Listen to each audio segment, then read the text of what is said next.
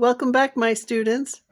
Did you know that if you learned 3,000 words, the most common words in English, it would help you to speak the language?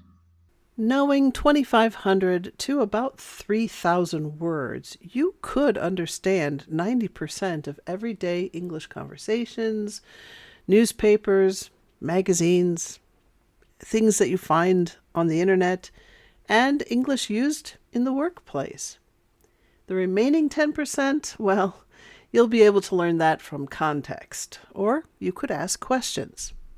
However, it's essential, or very important, to learn the right English vocabulary words so you don't waste your time trying to memorize a huge collection with very little benefit. Now, you can find this list of 3,000, no, make that 5,000 words at EnglishFunZone.com. There you can download my list and check off the words that you already know and use it as a tool to help you learn the words you don't know. I've also listed the words in order from the most used to the least used. So that'll help you as well. I'm not going to read 3,000 words. It's pointless to memorize words without context. So instead, I'm going to teach you some common phrases and questions that are used in everyday English. So let's get started. In basic English, you learn introductions, like nice to meet you. Usually we say nice to meet you after someone tells us their name. Or you could say, it was nice meeting you when you finish your conversation. How's it going? That's informal, and it's often used. How's it going? It's a casual way of asking, how are you? You can use it with friends, but don't use it in formal situations like a job interview. And you can respond with, great. It's okay. Not bad. Can't complain. Another informal one is, what's up? This is very casual as well, but it's a little different from, how's it going? The speaker is asking what is happening, but in a very general way. You don't have to explain what you're doing in detail. Possible answers are, not much, just studying. I'm just waiting for my class. What do you do? This is a common question when you want to ask, what is your job? But be careful. It does not mean, what are you doing? That's a different type of question. So to answer, what do you do? You would tell them your job. It's important to know what your job is. If you say, I'm in business, well, you could get yourself into trouble. What kind of business? What company do you work for? And so on. You can use a general term like a teacher or a cashier or working for the government. Let's keep the conversation going. Have you ever started a conversation in English and find that it ends too quickly? Well, if you want to keep talking, it can help to show interest in other people's opinions. For example, what do you think about? This is a general question that can be used in any situation. Most people like sharing their thoughts, so asking this question can help you continue a conversation. So, for example, if you're talking to a coworker, you might ask about a current situation, like, what do you think about the pay raise?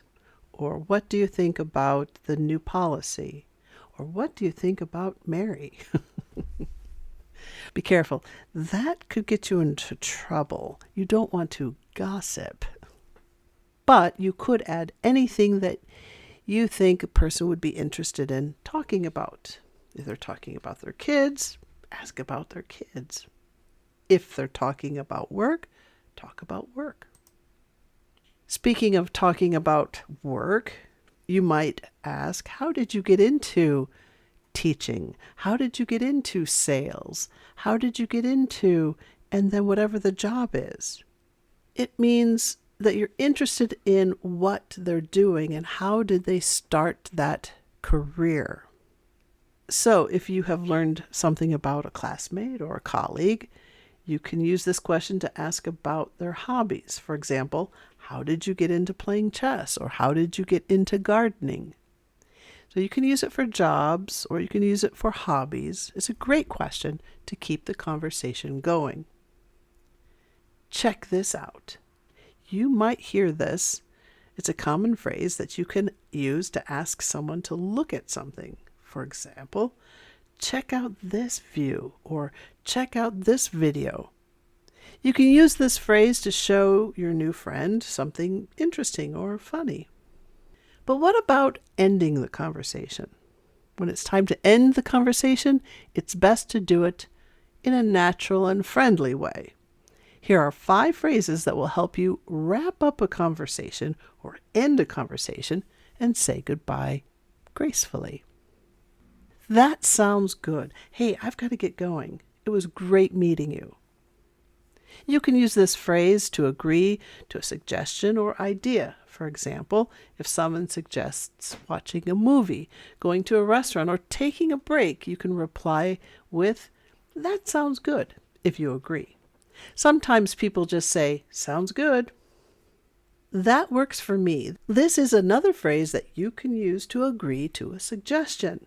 This phrase is a little bit different from "that sounds good" because "that works for me" is more useful for plans and arrangements. So for example, if someone suggests meeting at 3, you can say, "That works for me." It was nice chatting with you. You can use this phrase to say that you enjoyed talking to someone. This can be a good way to start up a friendship as well. It was nice chatting with you. Have a good one. This is an informal but friendly and casual way of saying goodbye. It means have a good day or have a nice day. I'm heading home. Sometimes heading means going. And in this case, the sentence will usually include a place like home or work. For example, I'm heading to work now. Sometimes when we need to end a conversation, we will tell the other person that we need to go somewhere. For example, it was nice chatting with you. I'm going to head to the gym. It was nice chatting with you. I have to get to work. It was nice chatting with you. Ooh, it's getting late. I have to go home. We'll have to do this again soon. Here are some useful questions for clarifying.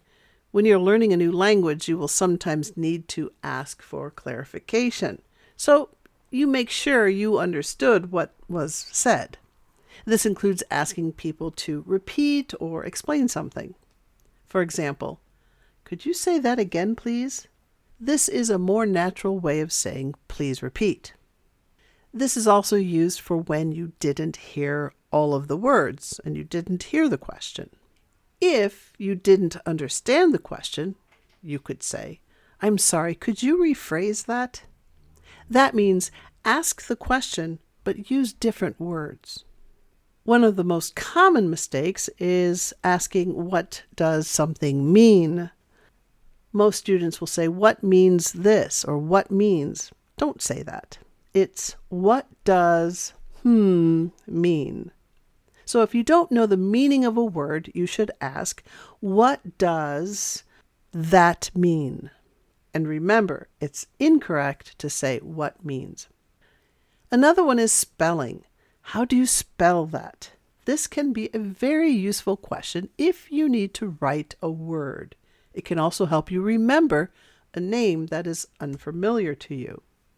Useful questions for polite interactions. We often speak to strangers or acquaintances and ask them for help or for permission. And there are different ways that we can ask politely to show respect. Here are some phrases to sound polite when asking questions in English. Do you mind if I... You can use this expression to ask if an action would disturb someone. So for example, do you mind if I close the window? Or do you mind if I smoke in here? If the person says, yes, I mind, don't smoke, don't close the window. Yes, I mind means don't do it. If they say, no, I don't mind, that means you can do it. It sounds backwards, I know. I was wondering if this is an indirect way of asking a question. So, for example, instead of asking, can I borrow your book? You can say, I was wondering if I could borrow your book. It's polite. When you use this phrase, you have to use the next verb in past tense. I was wondering if you wanted to watch the game with me. Yeah, isn't that weird? I was wondering if you wanted to do this action. I was wondering if I could do this action. If you want to use could, you borrow. I was wondering if I could borrow. I was wondering if I could sit here. I was wondering if I could, whatever the action is. I was wondering if you wanted to do this action. Another one is, could you give me a hand? Giving someone a hand means you're asking them for help. If you need help, you could say, could you give me a hand? This means you need the help. But if you see someone and they look like they need help, you should ask, could I give you a hand? So you have to be careful with those pronouns. Could you give me a hand? Meaning help me. Could I give you a hand? Meaning I want to help you. We use could because it sounds more polite than can. Could I give you a hand with that? Let's talk about polite language. Sometimes we just need a simple, polite phrase for a certain situation. For example, excuse me. This phrase is useful in many situations. You can use it to apologize for something, like bumping into someone by accident. You can use it to get someone's attention before asking a question, like in a store. You can also use it to politely ask someone to move aside if you're trying to walk, like on a sidewalk. Excuse me. I really appreciate it. When you want to say more than just thank you, you can add this phrase. For example, thanks so much for helping me. I really appreciate it. Another way is, that's really nice of you.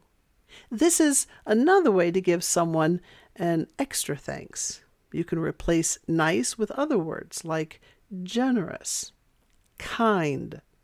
That was really kind of you. That was really generous of you. I'm sorry to hear that. This phrase is useful when someone gives you bad news or tells you about something unfortunate that happened to him or her. Here are some useful replies. I'll let you know. This means I will tell you later. You can use this phrase when you don't have an answer immediately, but you can plan to contact the person in the future to share some information. So, for example, I'll let you know when I book the flight. I'll let you know when they call. I'll let you know when the next meeting is. I'll get back to you soon. Get back to someone means to reply to someone who is waiting for information. We usually use this expression for emails or phone calls rather than face-to-face conversations. I'll get back to you soon. I will call you back. Call back is a common phrasal verb. If you're talking on the phone with someone and you need to hang up and call the person again, you can say, I'll call you back. I know about 1,500 words in Chinese, and I can hold a conversation at a basic level. Not quite intermediate, but I can have a conversation. And I think that it's the same with English. Let me know in the comment section below how many words you think you know in English. And knowing words is important, but it's not recommended, or I don't recommend you learn words without putting them in context or in sentences. So you should be learning questions and sentences and look for those word groupings. So I'm a big fan of word groupings and putting words together. And if you do that, plus know 3,000 words in English, well, you'll be speaking English in no time. I hope you found this video helpful. Check out this video here on common mistakes. Yes, native speakers even make common mistakes. And these videos are free English classes. So check out those as well.